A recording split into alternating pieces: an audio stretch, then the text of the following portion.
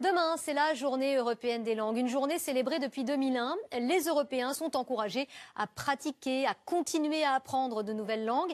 Les Français ne sont pas réputés pour être les meilleurs élèves en la matière. Alors, où en sommes-nous pour répondre à toutes vos questions ce soir?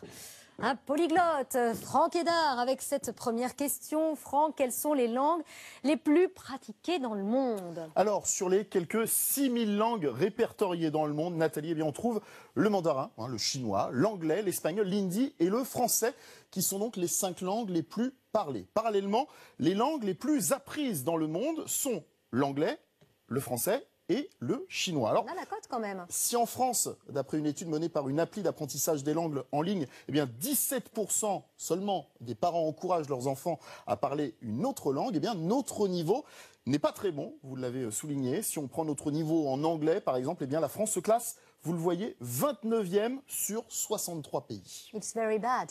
Ça veut dire que c'est très mauvais. J'essaye d'agrémenter.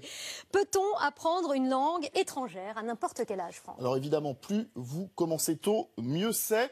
Les spécialistes affirment ainsi que c'est jusqu'à l'âge, vous le voyez, de 11 ans environ que les enfants sont les plus réceptifs. Mais il n'est jamais trop tard. D'ailleurs, il existe des applications pour vous aider. Alors j'en ai sélectionné quelques-unes, comme Duolingo. C'est une appli gratuite pour apprendre l'anglais, l'espagnol ou l'italien à travers des exercices simples.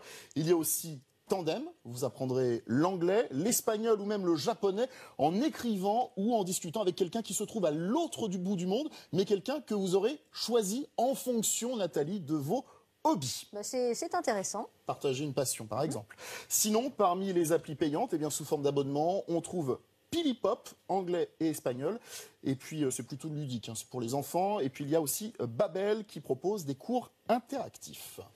Et là, on a une question pour ceux qui ne veulent pas du tout apprendre des langues. Quelles sont les solutions pour eux? Eh bien, il existe des outils toujours plus perfectionnés comme iTranslate avec votre Apple Watch, par exemple. Vous dictez votre texte et la traduction eh bien, va s'afficher. Vous pouvez même l'entendre, entendre la traduction qui est proposée. Alors, c'est une appli qui est disponible gratuitement. Faut-il avoir une Apple Watch? Il faut encore avoir l'Apple Watch, donc ça nécessite un petit investissement. Et puis, il y a évidemment Google Translate, Google Traduction, qui permet de traduire la voix en temps réel, mais qui offre aussi la possibilité eh bien, de traduire des textes, vous le voyez sur l'infographie, ou des panneaux grâce à la caméra du smartphone. Alors ces traductions sont disponibles dans près d'une centaine de pays, en tout cas de centaines de langues. C'est en tout cas ce qu'affirme le géant américain. Attention, ces traductions ne prennent pas toujours en compte les subtilités de la langue.